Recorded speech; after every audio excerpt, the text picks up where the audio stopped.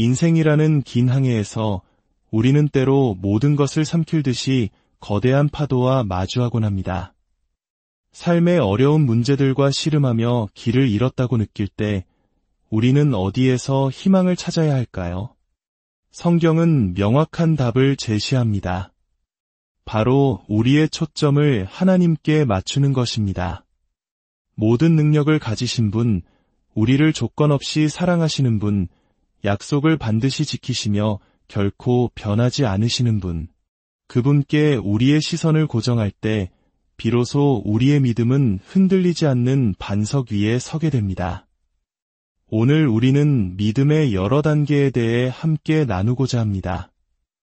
이야기가 여러분의 마음에 울림을 준다면 좋아요와 구독을 통해 이 은혜를 주변의 소중한 분들과 함께 나눠주세요. 여러분의 삶에 하나님의 평강이 가득하기를 기도합니다.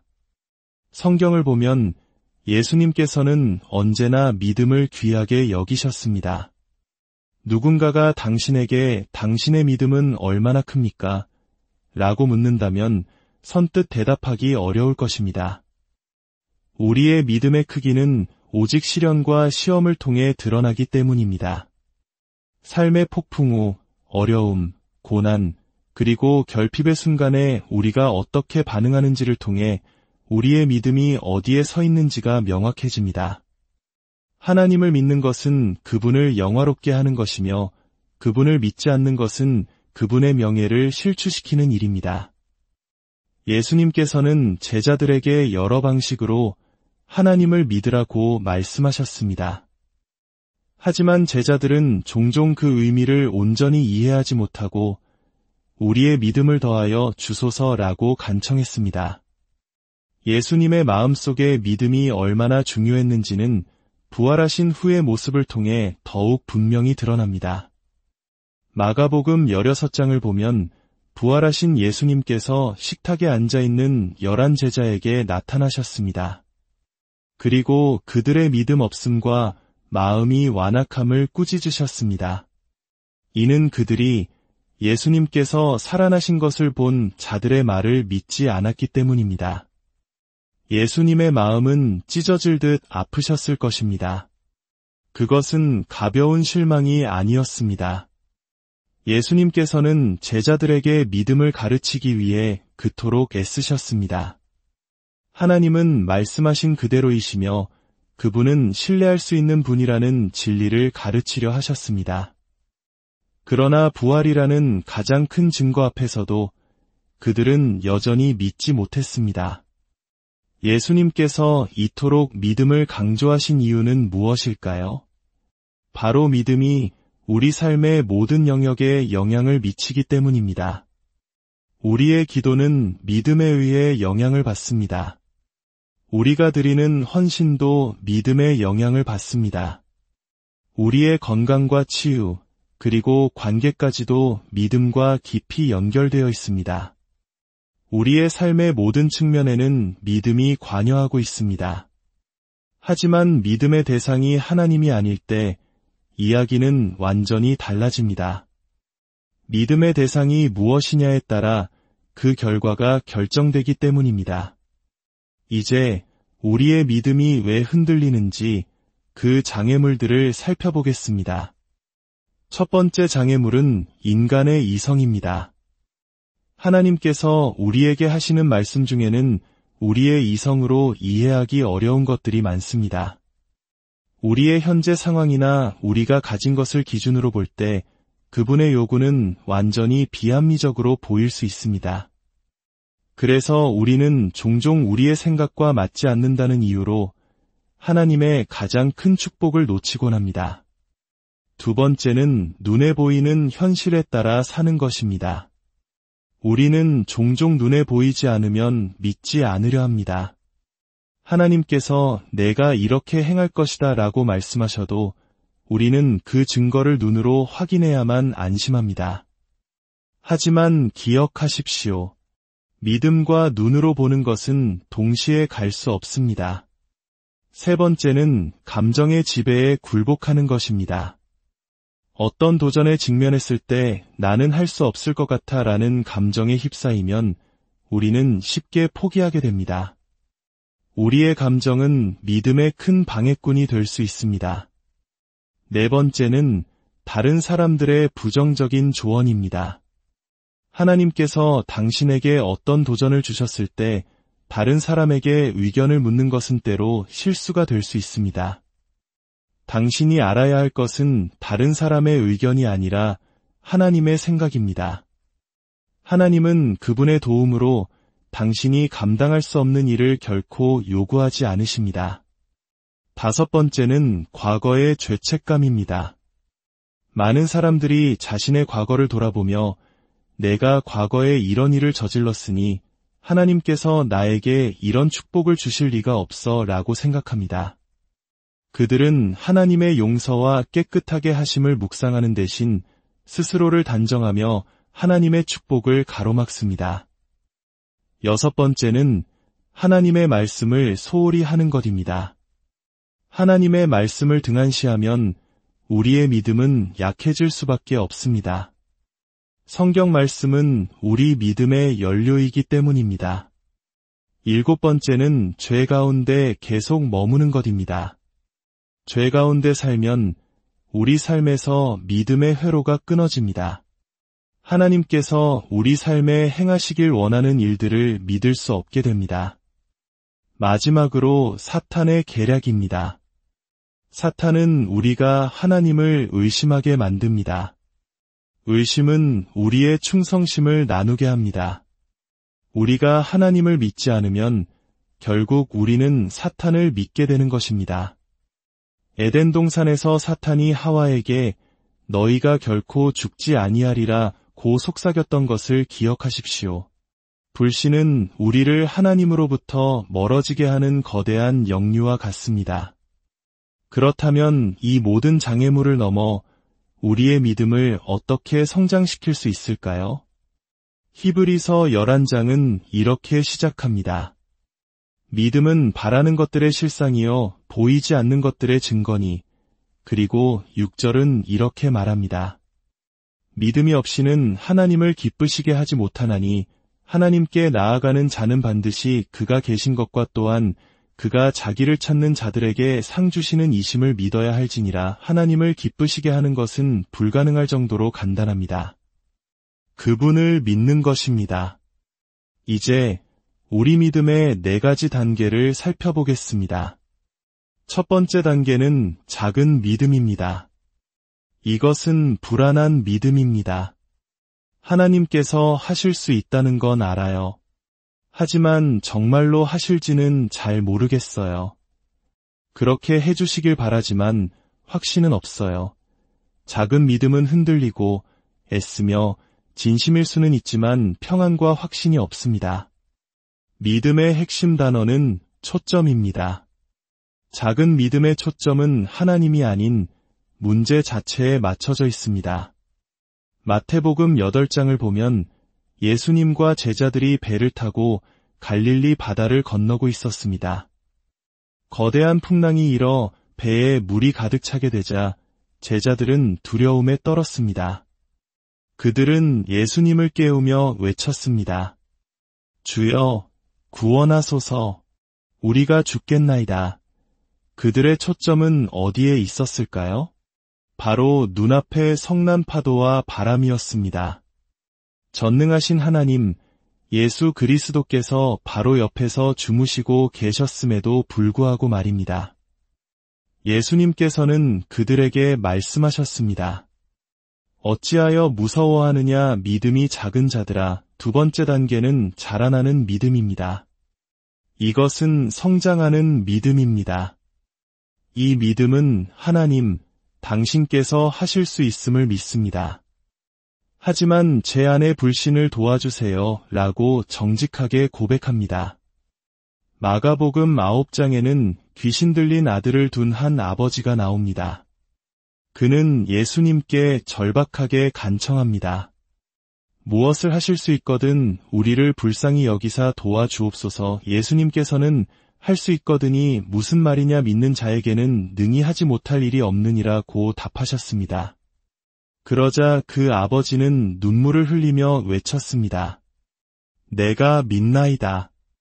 나의 믿음 없는 것을 도와주소서. 이것이 바로 자라나는 믿음입니다. 자신의 연약함을 인정하고 그럼에도 불구하고 하나님을 붙들려는 간절한 몸부림입니다. 그는 자신의 믿음이 부족하다는 것을 알았지만 예수님만이 유일한 희망임을 알았기에 그분께 매달렸습니다. 세 번째 단계는 큰 믿음입니다. 이 믿음은 확신에 찬 흔들리지 않는 믿음입니다. 이 믿음은 말합니다. 하나님께서 하실 것입니다. 저는 의심하지 않습니다. 그분은 약속을 지키시는 분입니다. 큰 믿음의 초점은 오직 하나님께 고정되어 있습니다. 로마의 한 백부장을 기억하십니까?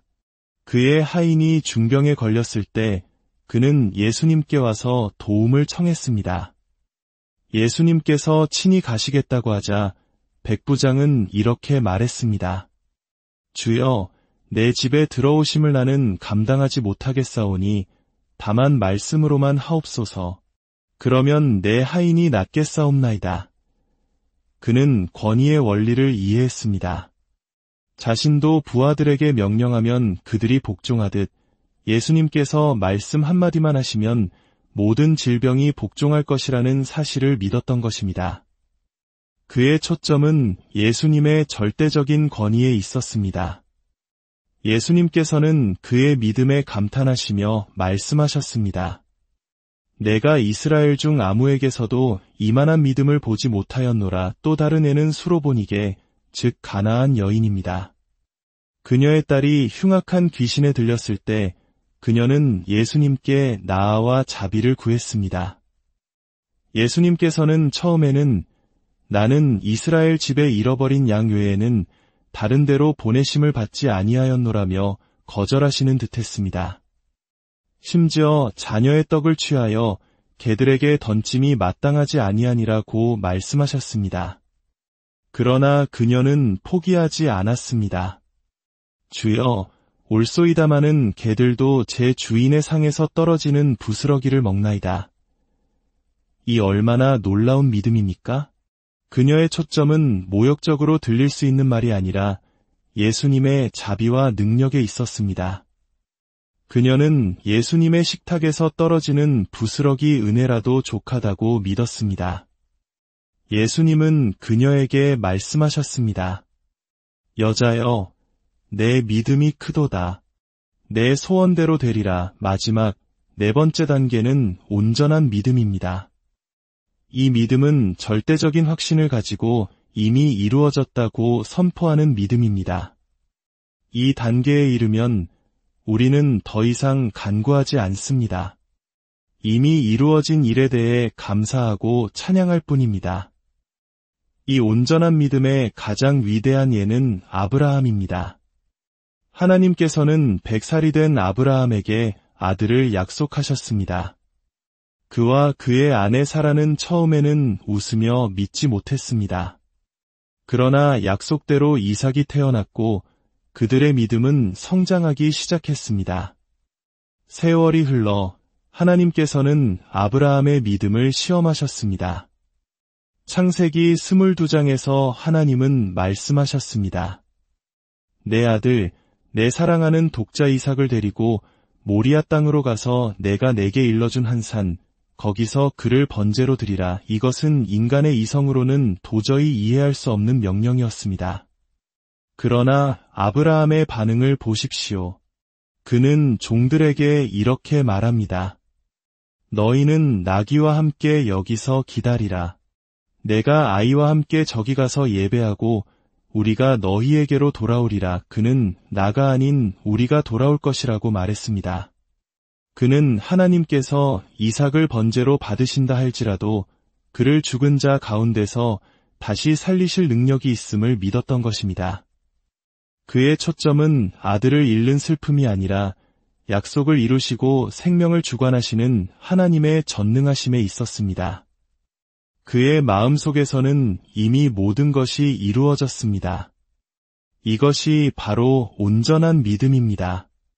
사랑하는 성도 여러분, 오늘 당신의 믿음은 어느 단계에 있습니까? 혹시 작은 믿음의 단계에서 삶의 풍랑에 두려워하고 있지는 않습니까? 아니면 믿음 없는 것을 도와주소서라고 외치는 자라나는 믿음의 과정에 있습니까? 바라기는 우리 모두가 백부장과 가나안 여인처럼 큰 믿음으로 나아가고 마침내 아브라함과 같이 모든 것을 주님께 맡기는 온전한 믿음에 이르기를 소망합니다. 기억하십시오. 믿음의 성장은 우리의 초점을 어디에 두느냐에 달려 있습니다. 문제의 거대함이 아니라 문제보다 더 크신 하나님의 위대함에 초점을 맞추십시오. 우리의 감정이나 환경이 아니라 변치 않는 하나님의 말씀에 초점을 맞추십시오. 그때 우리의 믿음은 자라나고 성숙하며 마침내 세상을 이기는 능력이 될 것입니다. 사랑의 하나님 아버지, 오늘 말씀을 통해 우리 각자의 믿음을 돌아보게 하시니 감사합니다. 때로는 작은 믿음으로 두려워하고 때로는 불신으로 흔들리는 저희를 불쌍히 여겨 주옵소서. 우리의 초점이 세상이 아닌 오직 주님께만 고정되게 하시고 어떤 폭풍우 속에서도 주님 한 분만으로 만족하며 평안을 누리는 큰 믿음의 사람들로 세워 주옵소서. 저희의 삶이 주님을 기쁘시게 하는 믿음의 여정이 되기를 간절히 원합니다. 우리 주 예수 그리스도의 이름으로 기도합니다. 인생이라는 긴 항해에서 우리는 때로 모든 것을 삼킬듯이 거대한 파도와 마주하곤 합니다. 삶의 어려운 문제들과 씨름하며 길을 잃었다고 느낄 때 우리는 어디에서 희망을 찾아야 할까요? 성경은 명확한 답을 제시합니다. 바로 우리의 초점을 하나님께 맞추는 것입니다. 모든 능력을 가지신 분, 우리를 조건 없이 사랑하시는 분, 약속을 반드시 지키시며 결코 변하지 않으시는 분, 그분께 우리의 시선을 고정할 때 비로소 우리의 믿음은 흔들리지 않는 반석 위에 서게 됩니다. 오늘 우리는 믿음의 여러 단계에 대해 함께 나누고자 합니다. 이 이야기가 여러분의 마음에 울림을 준다면 좋아요와 구독을 통해 이 은혜를 주변의 소중한 분들과 함께 나눠주세요. 여러분의 삶에 하나님의 평강이 가득하기를 기도합니다. 성경을 보면 예수님께서는 언제나 믿음을 귀하게 여기셨습니다. 누군가가 당신에게 당신의 믿음은 얼마나 큽니까? 라고 묻는다면 선뜻 대답하기 어려울 것입니다. 우리의 믿음의 크기는 오직 시련과 시험을 통해 드러나기 때문입니다. 삶의 폭풍우, 어려움, 고난, 그리고 결핍의 순간에 우리가 어떻게 반응하는지를 통해 우리의 믿음이 어디에 서 있는지가 명확해집니다. 하나님을 믿는 것은 그분을 영화롭게 하는 것이며 그분을 믿지 않는 것은 그분의 명예를 실추시키는 일입니다. 예수님께서는 제자들에게 여러 방식으로 하나님을 믿으라고 말씀하셨습니다. 하지만 제자들은 종종 그 의미를 온전히 이해하지 못하고 우리의 믿음을 더하여 주소서라고 간청했습니다.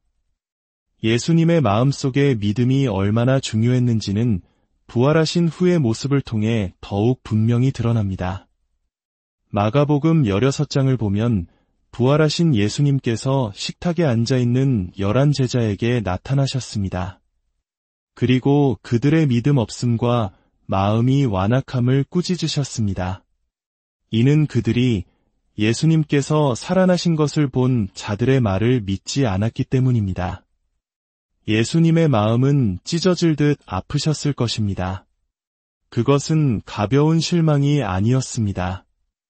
예수님께서는 제자들에게 믿음을 가르치기 위해 그토록 애쓰셨습니다. 하나님은 말씀하신 그대로이시며 그분은 신뢰할 수 있는 분이라는 진리를 가르치려 하셨습니다. 그러나 부활이라는 가장 큰 증거 앞에서도 그들은 여전히 믿지 못했습니다. 예수님께서 이토록 믿음을 강조하신 이유는 무엇일까요? 바로 믿음이 우리 삶의 모든 영역에 영향을 미치기 때문입니다. 우리의 기도는 믿음에 의해 영향을 받습니다. 우리가 드리는 헌신도 믿음의 영향을 받습니다. 우리의 건강과 치유, 그리고 관계까지도 믿음과 깊이 연결되어 있습니다. 우리의 삶의 모든 측면에는 믿음이 관여하고 있습니다. 하지만 믿음의 대상이 하나님이 아닐 때 이야기는 완전히 달라집니다. 믿음의 대상이 무엇이냐에 따라 그 결과가 결정되기 때문입니다. 이제 우리의 믿음이 왜 흔들리는지 그 장애물들을 살펴보겠습니다. 첫 번째 장애물은 인간의 이성입니다. 하나님께서 우리에게 하시는 말씀 중에는 우리의 이성으로 이해하기 어려운 것들이 많습니다. 우리의 현재 상황이나 우리가 가진 것을 기준으로 볼 때 그분의 요구는 완전히 비합리적으로 보일 수 있습니다. 그래서 우리는 종종 우리의 생각과 맞지 않는다는 이유로 하나님의 가장 큰 축복을 놓치곤 합니다. 두 번째는 눈에 보이는 현실에 따라 사는 것입니다. 우리는 종종 눈에 보이지 않으면 믿지 않으려 합니다. 하나님께서 내가 이렇게 행할 것이다 라고 말씀하셔도 우리는 그 증거를 눈으로 확인해야만 안심합니다. 하지만 기억하십시오. 믿음과 눈으로 보는 것은 동시에 갈 수 없습니다. 세 번째는 감정의 지배에 굴복하는 것입니다. 어떤 도전에 직면했을 때 나는 할 수 없을 것 같아 라는 감정에 휩싸이면 우리는 쉽게 포기하게 됩니다. 우리의 감정은 믿음의 큰 방해꾼이 될 수 있습니다. 네 번째는 다른 사람들의 부정적인 조언입니다. 하나님께서 당신에게 어떤 도전을 주셨을 때 다른 사람에게 의견을 묻는 것은 때로 실수가 될 수 있습니다. 당신이 알아야 할 것은 다른 사람의 의견이 아니라 하나님의 생각입니다. 하나님은 그분의 도움으로 당신이 감당할 수 없는 일을 결코 요구하지 않으십니다. 다섯 번째는 과거의 죄책감입니다. 많은 사람들이 자신의 과거를 돌아보며 내가 과거에 이런 일을 저질렀으니 하나님께서 나에게 이런 축복을 주실 리가 없어 라고 생각합니다. 그들은 하나님의 용서와 깨끗하게 하심을 묵상하는 대신 스스로를 단정하며 하나님의 축복을 가로막습니다. 여섯 번째는 하나님의 말씀을 소홀히 하는 것입니다. 하나님의 말씀을 등한시하면 우리의 믿음은 약해질 수밖에 없습니다. 성경 말씀은 우리 믿음의 연료이기 때문입니다. 일곱 번째는 죄 가운데 계속 머무는 것입니다. 죄 가운데 살면 우리 삶에서 믿음의 회로가 끊어집니다. 하나님께서 우리 삶에 행하시길 원하는 일들을 믿을 수 없게 됩니다. 마지막으로 사탄의 계략입니다. 사탄은 우리가 하나님을 의심하게 만듭니다. 의심은 우리의 충성심을 나누게 합니다. 우리가 하나님을 믿지 않으면 결국 우리는 사탄을 믿게 되는 것입니다. 에덴 동산에서 사탄이 하와에게 너희가 결코 죽지 아니하리라 고 속삭였던 것을 기억하십시오. 불신은 우리를 하나님으로부터 멀어지게 하는 거대한 역류와 같습니다.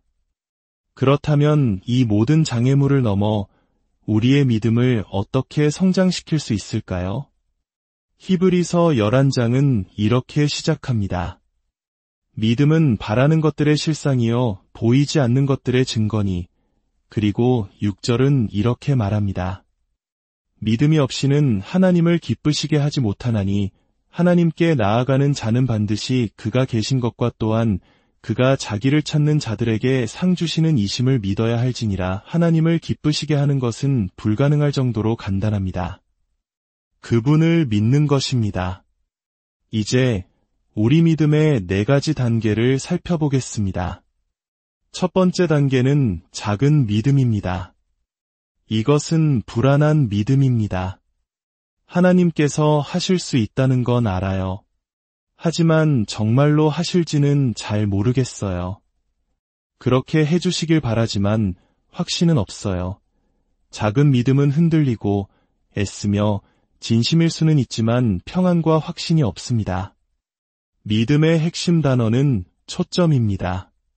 작은 믿음의 초점은 하나님이 아닌 문제 자체에 맞춰져 있습니다. 마태복음 8장을 보면 예수님과 제자들이 배를 타고 갈릴리 바다를 건너고 있었습니다. 거대한 풍랑이 일어 배에 물이 가득 차게 되자 제자들은 두려움에 떨었습니다.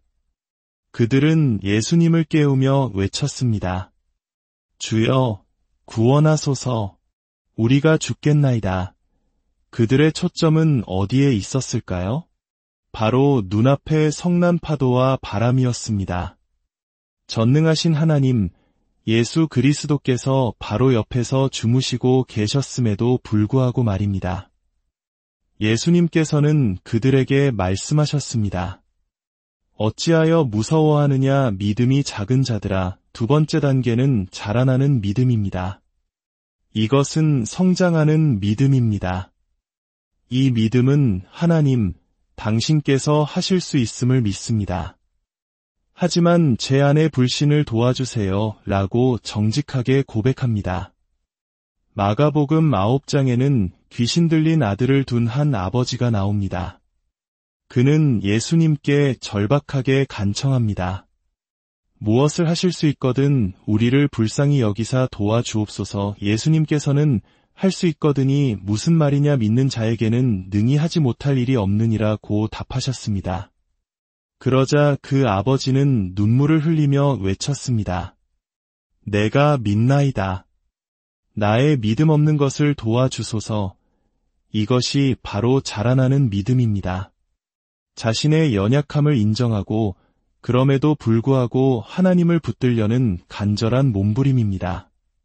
그는 자신의 믿음이 부족하다는 것을 알았지만 예수님만이 유일한 희망임을 알았기에 그분께 매달렸습니다.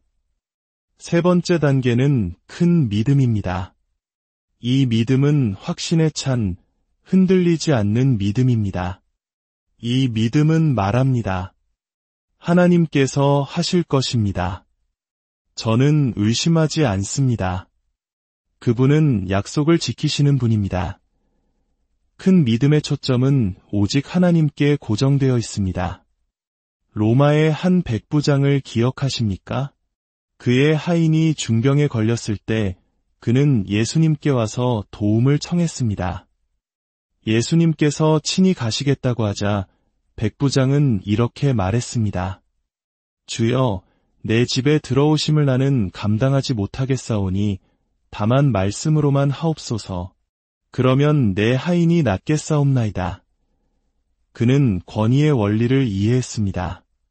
자신도 부하들에게 명령하면 그들이 복종하듯 예수님께서 말씀 한마디만 하시면 모든 질병이 복종할 것이라는 사실을 믿었던 것입니다. 그의 초점은 예수님의 절대적인 권위에 있었습니다. 예수님께서는 그의 믿음에 감탄하시며 말씀하셨습니다. 내가 이스라엘 중 아무에게서도 이만한 믿음을 보지 못하였노라. 또 다른 애는 수로보니게 즉 가나안 여인입니다. 그녀의 딸이 흉악한 귀신에 들렸을 때 그녀는 예수님께 나아와 자비를 구했습니다. 예수님께서는 처음에는 나는 이스라엘 집에 잃어버린 양 외에는 다른 데로 보내심을 받지 아니하였노라며 거절하시는 듯했습니다. 심지어 자녀의 떡을 취하여 개들에게 던짐이 마땅하지 아니하니라고 말씀하셨습니다. 그러나 그녀는 포기하지 않았습니다. 주여, 올소이다마는 개들도 제 주인의 상에서 떨어지는 부스러기를 먹나이다. 이 얼마나 놀라운 믿음입니까? 그녀의 초점은 모욕적으로 들릴 수 있는 말이 아니라 예수님의 자비와 능력에 있었습니다. 그녀는 예수님의 식탁에서 떨어지는 부스러기 은혜라도 족하다고 믿었습니다. 예수님은 그녀에게 말씀하셨습니다. 여자여, 내 믿음이 크도다. 내 소원대로 되리라. 마지막 네 번째 단계는 온전한 믿음입니다. 이 믿음은 절대적인 확신을 가지고 이미 이루어졌다고 선포하는 믿음입니다.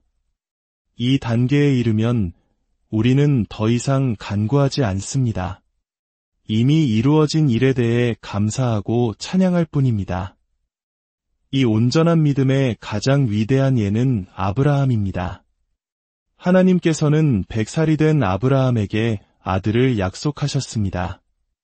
그와 그의 아내 사라는 처음에는 웃으며 믿지 못했습니다. 그러나 약속대로 이삭이 태어났고 그들의 믿음은 성장하기 시작했습니다. 세월이 흘러 하나님께서는 아브라함의 믿음을 시험하셨습니다. 창세기 22장에서 하나님은 말씀하셨습니다. 내 아들, 내 사랑하는 독자 이삭을 데리고 모리아 땅으로 가서 내가 내게 일러준 한 산, 거기서 그를 번제로 드리라. 이것은 인간의 이성으로는 도저히 이해할 수 없는 명령이었습니다. 그러나 아브라함의 반응을 보십시오.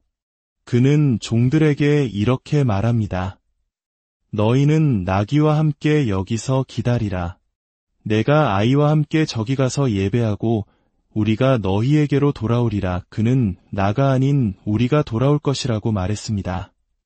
그는 하나님께서 이삭을 번제로 받으신다 할지라도 그를 죽은 자 가운데서 다시 살리실 능력이 있음을 믿었던 것입니다.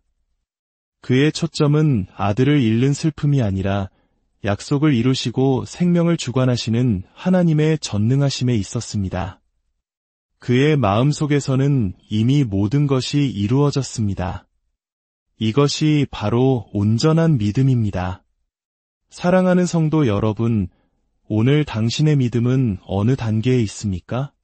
혹시 작은 믿음의 단계에서 삶의 풍랑에 두려워하고 있지는 않습니까? 아니면 믿음 없는 것을 도와주소서라고 외치는 자라나는 믿음의 과정에 있습니까? 바라기는 우리 모두가 백부장과 가나안 여인처럼 큰 믿음으로 나아가고 마침내 아브라함과 같이 모든 것을 주님께 맡기는 온전한 믿음에 이르기를 소망합니다. 기억하십시오. 믿음의 성장은 우리의 초점을 어디에 두느냐에 달려 있습니다. 문제의 거대함이 아니라 문제보다 더 크신 하나님의 위대함에 초점을 맞추십시오. 우리의 감정이나 환경이 아니라 변치 않는 하나님의 말씀에 초점을 맞추십시오. 그때 우리의 믿음은 자라나고 성숙하며 마침내 세상을 이기는 능력이 될 것입니다. 사랑의 하나님 아버지, 오늘 말씀을 통해 우리 각자의 믿음을 돌아보게 하시니 감사합니다. 때로는 작은 믿음으로 두려워하고 때로는 불신으로 흔들리는 저희를 불쌍히 여겨 주옵소서. 우리의 초점이 세상이 아닌 오직 주님께만 고정되게 하시고 어떤 폭풍우 속에서도 주님 한 분만으로 만족하며 평안을 누리는 큰 믿음의 사람들로 세워 주옵소서. 저희의 삶이 주님을 기쁘시게 하는 믿음의 여정이 되기를 간절히 원합니다.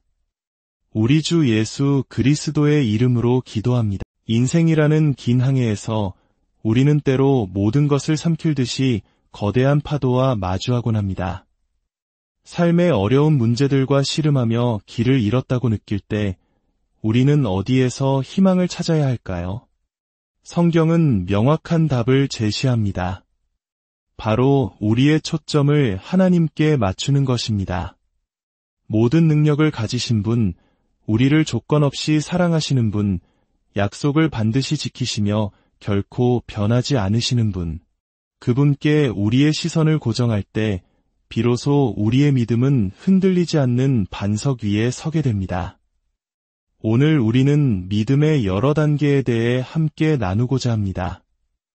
이야기가 여러분의 마음에 울림을 준다면 좋아요와 구독을 통해 이 은혜를 주변의 소중한 분들과 함께 나눠주세요. 여러분의 삶에 하나님의 평강이 가득하기를 기도합니다. 성경을 보면 예수님께서는 언제나 믿음을 귀하게 여기셨습니다. 누군가가 당신에게 당신의 믿음은 얼마나 큽니까? 라고 묻는다면 선뜻 대답하기 어려울 것입니다. 우리의 믿음의 크기는 오직 시련과 시험을 통해 드러나기 때문입니다.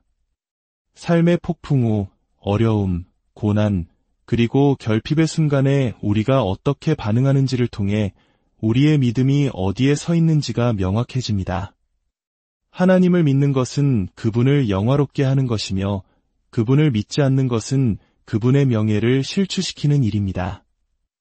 예수님께서는 제자들에게 여러 방식으로 하나님을 믿으라고 말씀하셨습니다. 하지만 제자들은 종종 그 의미를 온전히 이해하지 못하고 우리의 믿음을 더하여 주소서라고 간청했습니다. 예수님의 마음속에 믿음이 얼마나 중요했는지는 부활하신 후의 모습을 통해 더욱 분명히 드러납니다. 마가복음 16장을 보면 부활하신 예수님께서 식탁에 앉아있는 11 제자에게 나타나셨습니다. 그리고 그들의 믿음 없음과 마음이 완악함을 꾸짖으셨습니다. 이는 그들이 예수님께서 살아나신 것을 본 자들의 말을 믿지 않았기 때문입니다. 예수님의 마음은 찢어질 듯 아프셨을 것입니다. 그것은 가벼운 실망이 아니었습니다. 예수님께서는 제자들에게 믿음을 가르치기 위해 그토록 애쓰셨습니다. 하나님은 말씀하신 그대로이시며 그분은 신뢰할 수 있는 분이라는 진리를 가르치려 하셨습니다. 그러나 부활이라는 가장 큰 증거 앞에서도 그들은 여전히 믿지 못했습니다. 예수님께서 이토록 믿음을 강조하신 이유는 무엇일까요? 바로 믿음이 우리 삶의 모든 영역에 영향을 미치기 때문입니다. 우리의 기도는 믿음에 의해 영향을 받습니다. 우리가 드리는 헌신도 믿음의 영향을 받습니다. 우리의 건강과 치유, 그리고 관계까지도 믿음과 깊이 연결되어 있습니다. 우리의 삶의 모든 측면에는 믿음이 관여하고 있습니다. 하지만 믿음의 대상이 하나님이 아닐 때 이야기는 완전히 달라집니다. 믿음의 대상이 무엇이냐에 따라 그 결과가 결정되기 때문입니다. 이제 우리의 믿음이 왜 흔들리는지 그 장애물들을 살펴보겠습니다. 첫 번째 장애물은 인간의 이성입니다. 하나님께서 우리에게 하시는 말씀 중에는 우리의 이성으로 이해하기 어려운 것들이 많습니다. 우리의 현재 상황이나 우리가 가진 것을 기준으로 볼 때 그분의 요구는 완전히 비합리적으로 보일 수 있습니다. 그래서 우리는 종종 우리의 생각과 맞지 않는다는 이유로 하나님의 가장 큰 축복을 놓치곤 합니다. 두 번째는 눈에 보이는 현실에 따라 사는 것입니다. 우리는 종종 눈에 보이지 않으면 믿지 않으려 합니다. 하나님께서 내가 이렇게 행할 것이다 라고 말씀하셔도 우리는 그 증거를 눈으로 확인해야만 안심합니다. 하지만 기억하십시오. 믿음과 눈으로 보는 것은 동시에 갈 수 없습니다. 세 번째는 감정의 지배에 굴복하는 것입니다. 어떤 도전에 직면했을 때 나는 할 수 없을 것 같아 라는 감정에 휩싸이면 우리는 쉽게 포기하게 됩니다. 우리의 감정은 믿음의 큰 방해꾼이 될 수 있습니다. 네 번째는 다른 사람들의 부정적인 조언입니다. 하나님께서 당신에게 어떤 도전을 주셨을 때 다른 사람에게 의견을 묻는 것은 때로 실수가 될 수 있습니다. 당신이 알아야 할 것은 다른 사람의 의견이 아니라 하나님의 생각입니다. 하나님은 그분의 도움으로 당신이 감당할 수 없는 일을 결코 요구하지 않으십니다. 다섯 번째는 과거의 죄책감입니다. 많은 사람들이 자신의 과거를 돌아보며 내가 과거에 이런 일을 저질렀으니 하나님께서 나에게 이런 축복을 주실 리가 없어 라고 생각합니다. 그들은 하나님의 용서와 깨끗하게 하심을 묵상하는 대신 스스로를 단정하며 하나님의 축복을 가로막습니다. 여섯 번째는 하나님의 말씀을 소홀히 하는 것입니다.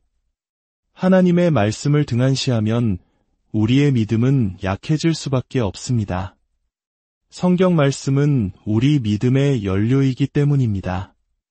일곱 번째는 죄 가운데 계속 머무는 것입니다.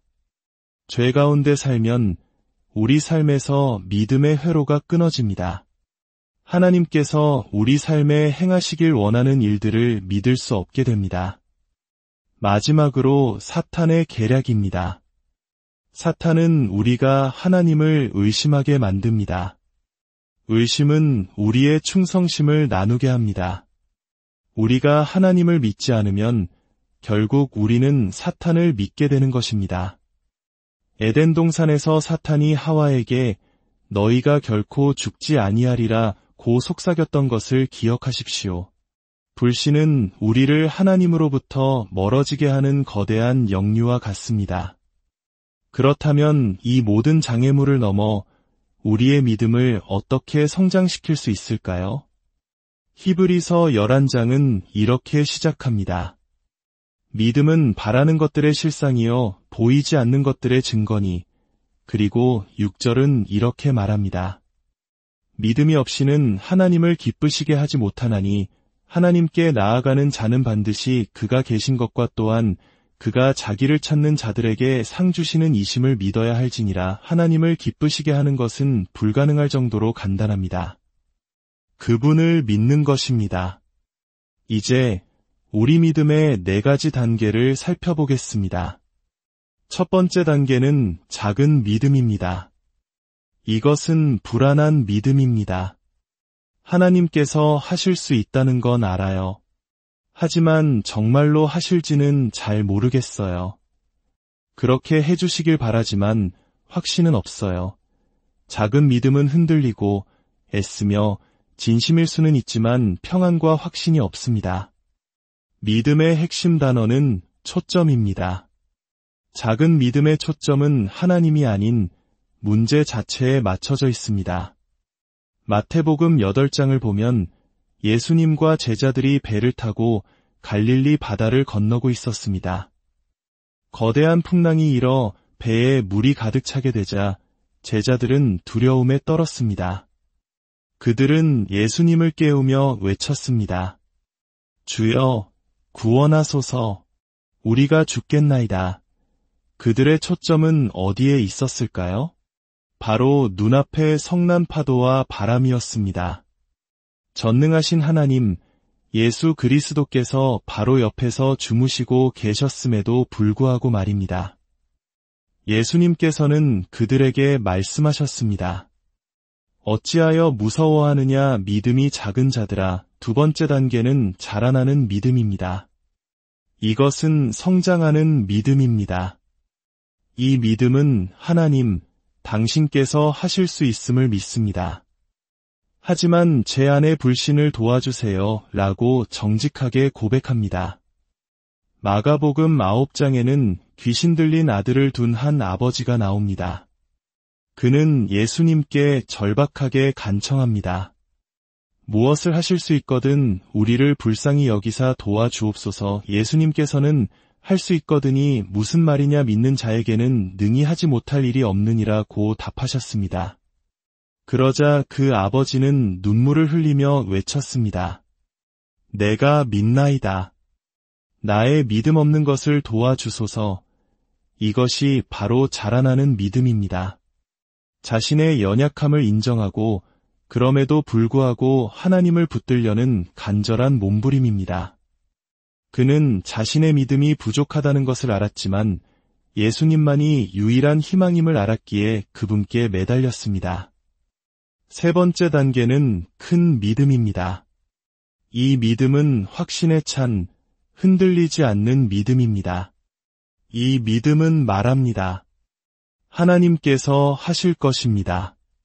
저는 의심하지 않습니다. 그분은 약속을 지키시는 분입니다.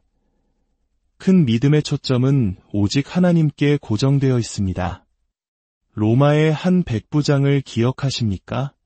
그의 하인이 중병에 걸렸을 때 그는 예수님께 와서 도움을 청했습니다. 예수님께서 친히 가시겠다고 하자 백부장은 이렇게 말했습니다. 주여, 내 집에 들어오심을 나는 감당하지 못하겠사오니 다만 말씀으로만 하옵소서. 그러면 내 하인이 낫겠사옵나이다. 그는 권위의 원리를 이해했습니다. 자신도 부하들에게 명령하면 그들이 복종하듯 예수님께서 말씀 한마디만 하시면 모든 질병이 복종할 것이라는 사실을 믿었던 것입니다. 그의 초점은 예수님의 절대적인 권위에 있었습니다. 예수님께서는 그의 믿음에 감탄하시며 말씀하셨습니다. 내가 이스라엘 중 아무에게서도 이만한 믿음을 보지 못하였노라. 또 다른 애는 수로보니게 즉 가나안 여인입니다. 그녀의 딸이 흉악한 귀신에 들렸을 때 그녀는 예수님께 나아와 자비를 구했습니다.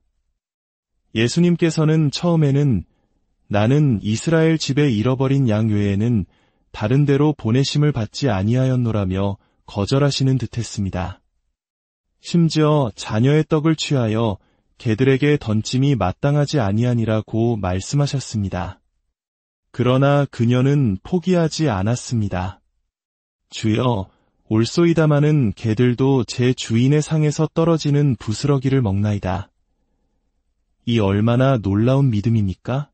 그녀의 초점은 모욕적으로 들릴 수 있는 말이 아니라 예수님의 자비와 능력에 있었습니다. 그녀는 예수님의 식탁에서 떨어지는 부스러기 은혜라도 족하다고 믿었습니다. 예수님은 그녀에게 말씀하셨습니다. 여자여, 내 믿음이 크도다. 내 소원대로 되리라. 마지막 네 번째 단계는 온전한 믿음입니다. 이 믿음은 절대적인 확신을 가지고 이미 이루어졌다고 선포하는 믿음입니다. 이 단계에 이르면 우리는 더 이상 간구하지 않습니다. 이미 이루어진 일에 대해 감사하고 찬양할 뿐입니다. 이 온전한 믿음의 가장 위대한 예는 아브라함입니다. 하나님께서는 100살이 된 아브라함에게 아들을 약속하셨습니다. 그와 그의 아내 사라는 처음에는 웃으며 믿지 못했습니다. 그러나 약속대로 이삭이 태어났고 그들의 믿음은 성장하기 시작했습니다. 세월이 흘러 하나님께서는 아브라함의 믿음을 시험하셨습니다. 창세기 22장에서 하나님은 말씀하셨습니다. 내 아들, 내 사랑하는 독자 이삭을 데리고 모리아 땅으로 가서 내가 내게 일러준 한 산, 거기서 그를 번제로 드리라. 이것은 인간의 이성으로는 도저히 이해할 수 없는 명령이었습니다. 그러나 아브라함의 반응을 보십시오. 그는 종들에게 이렇게 말합니다. 너희는 나귀와 함께 여기서 기다리라. 내가 아이와 함께 저기 가서 예배하고 우리가 너희에게로 돌아오리라. 그는 나가 아닌 우리가 돌아올 것이라고 말했습니다. 그는 하나님께서 이삭을 번제로 받으신다 할지라도 그를 죽은 자 가운데서 다시 살리실 능력이 있음을 믿었던 것입니다. 그의 초점은 아들을 잃는 슬픔이 아니라 약속을 이루시고 생명을 주관하시는 하나님의 전능하심에 있었습니다. 그의 마음속에서는 이미 모든 것이 이루어졌습니다. 이것이 바로 온전한 믿음입니다. 사랑하는 성도 여러분, 오늘 당신의 믿음은 어느 단계에 있습니까? 혹시 작은 믿음의 단계에서 삶의 풍랑에 두려워하고 있지는 않습니까? 아니면 믿음 없는 것을 도와주소서라고 외치는 자라나는 믿음의 과정에 있습니까? 바라기는 우리 모두가 백부장과 가나안 여인처럼 큰 믿음으로 나아가고 마침내 아브라함과 같이 모든 것을 주님께 맡기는 온전한 믿음에 이르기를 소망합니다. 기억하십시오. 믿음의 성장은 우리의 초점을 어디에 두느냐에 달려 있습니다. 문제의 거대함이 아니라 문제보다 더 크신 하나님의 위대함에 초점을 맞추십시오. 우리의 감정이나 환경이 아니라 변치 않는 하나님의 말씀에 초점을 맞추십시오. 그때 우리의 믿음은 자라나고 성숙하며 마침내 세상을 이기는 능력이 될 것입니다. 사랑의 하나님 아버지, 오늘 말씀을 통해 우리 각자의 믿음을 돌아보게 하시니 감사합니다. 때로는 작은 믿음으로 두려워하고 때로는 불신으로 흔들리는 저희를 불쌍히 여겨 주옵소서. 우리의 초점이 세상이 아닌 오직 주님께만 고정되게 하시고 어떤 폭풍우 속에서도 주님 한 분만으로 만족하며 평안을 누리는 큰 믿음의 사람들로 세워 주옵소서. 저희의 삶이 주님을 기쁘시게 하는 믿음의 여정이 되기를 간절히 원합니다. 우리 주 예수 그리스도의 이름으로 기도합니다. 인생이라는 긴 항해에서 우리는 때로 모든 것을 삼킬 듯이 거대한 파도와 마주하곤 합니다. 삶의 어려운 문제들과 씨름하며 길을 잃었다고 느낄 때 우리는 어디에서 희망을 찾아야 할까요? 성경은 명확한 답을 제시합니다. 바로 우리의 초점을 하나님께 맞추는 것입니다. 모든 능력을 가지신 분, 우리를 조건 없이 사랑하시는 분, 약속을 반드시 지키시며 결코 변하지 않으시는 분, 그분께 우리의 시선을 고정할 때 비로소 우리의 믿음은 흔들리지 않는 반석 위에 서게 됩니다. 오늘 우리는 믿음의 여러 단계에 대해 함께 나누고자 합니다. 이야기가 여러분의 마음에 울림을 준다면 좋아요와 구독을 통해 이 은혜를 주변의 소중한 분들과 함께 나눠주세요. 여러분의 삶에 하나님의 평강이 가득하기를 기도합니다. 성경을 보면 예수님께서는 언제나 믿음을 귀하게 여기셨습니다. 누군가가 당신에게 당신의 믿음은 얼마나 큽니까? 라고 묻는다면 선뜻 대답하기 어려울 것입니다. 우리의 믿음의 크기는 오직 시련과 시험을 통해 드러나기 때문입니다. 삶의 폭풍 후 어려움, 고난, 그리고 결핍의 순간에 우리가 어떻게 반응하는지를 통해 우리의 믿음이 어디에 서 있는지가 명확해집니다. 하나님을 믿는 것은 그분을 영화롭게 하는 것이며 그분을 믿지 않는 것은 그분의 명예를 실추시키는 일입니다. 예수님께서는 제자들에게 여러 방식으로 하나님을 믿으라고 말씀하셨습니다. 하지만 제자들은 종종 그 의미를 온전히 이해하지 못하고 우리의 믿음을 더하여 주소서라고 간청했습니다. 예수님의 마음속에 믿음이 얼마나 중요했는지는 부활하신 후의 모습을 통해 더욱 분명히 드러납니다. 마가복음 16장을 보면 부활하신 예수님께서 식탁에 앉아있는 11 제자에게 나타나셨습니다. 그리고 그들의 믿음 없음과 마음이 완악함을 꾸짖으셨습니다. 이는 그들이 예수님께서 살아나신 것을 본 자들의 말을 믿지 않았기 때문입니다. 예수님의 마음은 찢어질 듯 아프셨을 것입니다. 그것은 가벼운 실망이 아니었습니다. 예수님께서는 제자들에게 믿음을 가르치기 위해 그토록 애쓰셨습니다. 하나님은 말씀하신 그대로이시며 그분은 신뢰할 수 있는 분이라는 진리를 가르치려 하셨습니다.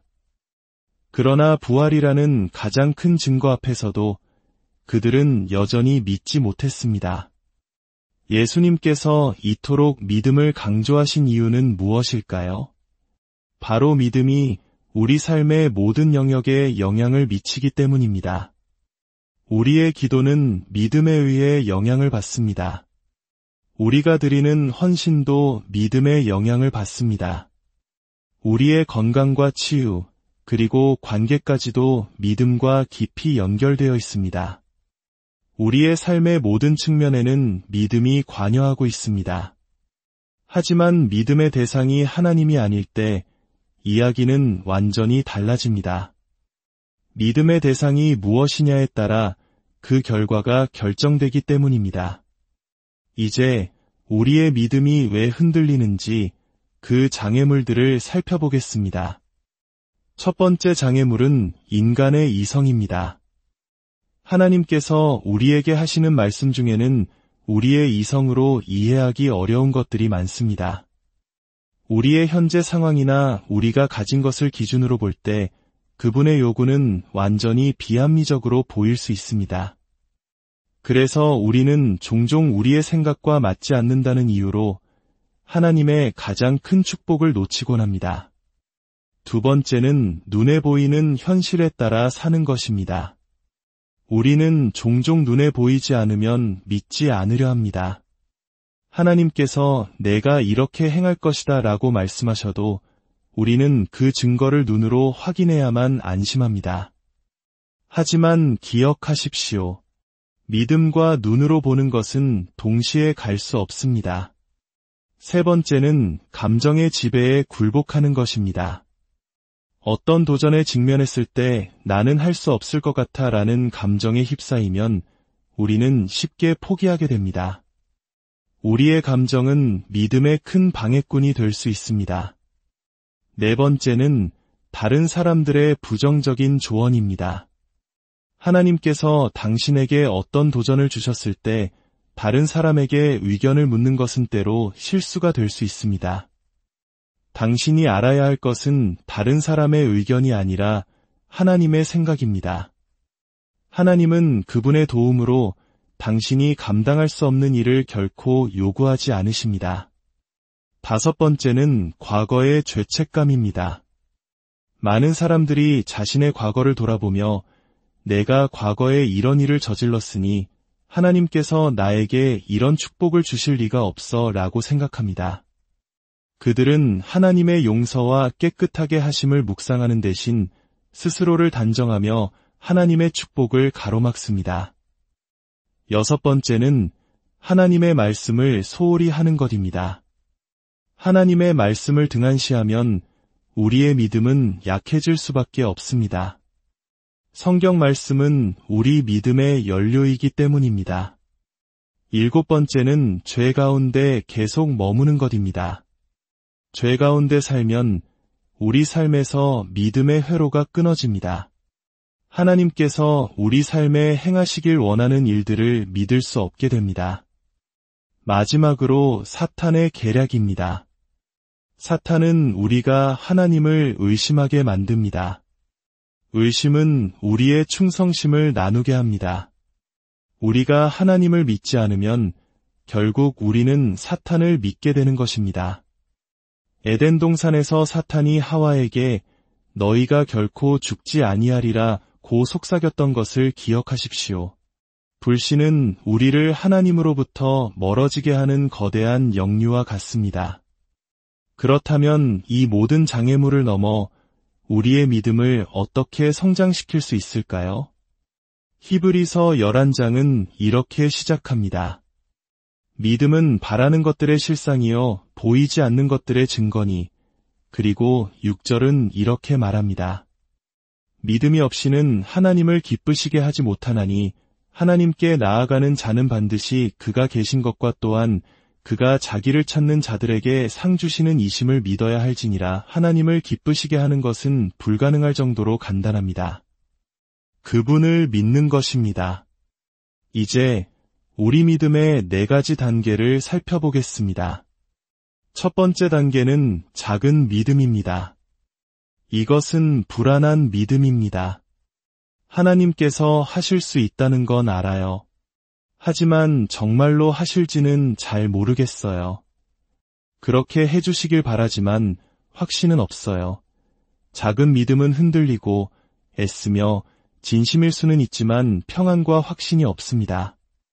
믿음의 핵심 단어는 초점입니다. 작은 믿음의 초점은 하나님이 아닌 문제 자체에 맞춰져 있습니다. 마태복음 8장을 보면 예수님과 제자들이 배를 타고 갈릴리 바다를 건너고 있었습니다. 거대한 풍랑이 일어 배에 물이 가득 차게 되자 제자들은 두려움에 떨었습니다. 그들은 예수님을 깨우며 외쳤습니다. 주여, 구원하소서, 우리가 죽겠나이다. 그들의 초점은 어디에 있었을까요? 바로 눈앞의 성난 파도와 바람이었습니다. 전능하신 하나님, 예수 그리스도께서 바로 옆에서 주무시고 계셨음에도 불구하고 말입니다. 예수님께서는 그들에게 말씀하셨습니다. 어찌하여 무서워하느냐 믿음이 작은 자들아. 두 번째 단계는 자라나는 믿음입니다. 이것은 성장하는 믿음입니다. 이 믿음은 하나님, 당신께서 하실 수 있음을 믿습니다. 하지만 제 안에 불신을 도와주세요 라고 정직하게 고백합니다. 마가복음 9장에는 귀신 들린 아들을 둔 한 아버지가 나옵니다. 그는 예수님께 절박하게 간청합니다. 무엇을 하실 수 있거든 우리를 불쌍히 여기사 도와주옵소서. 예수님께서는 할 수 있거든이 무슨 말이냐 믿는 자에게는 능히 하지 못할 일이 없느니라고 답하셨습니다. 그러자 그 아버지는 눈물을 흘리며 외쳤습니다. 내가 믿나이다. 나의 믿음 없는 것을 도와주소서. 이것이 바로 자라나는 믿음입니다. 자신의 연약함을 인정하고 그럼에도 불구하고 하나님을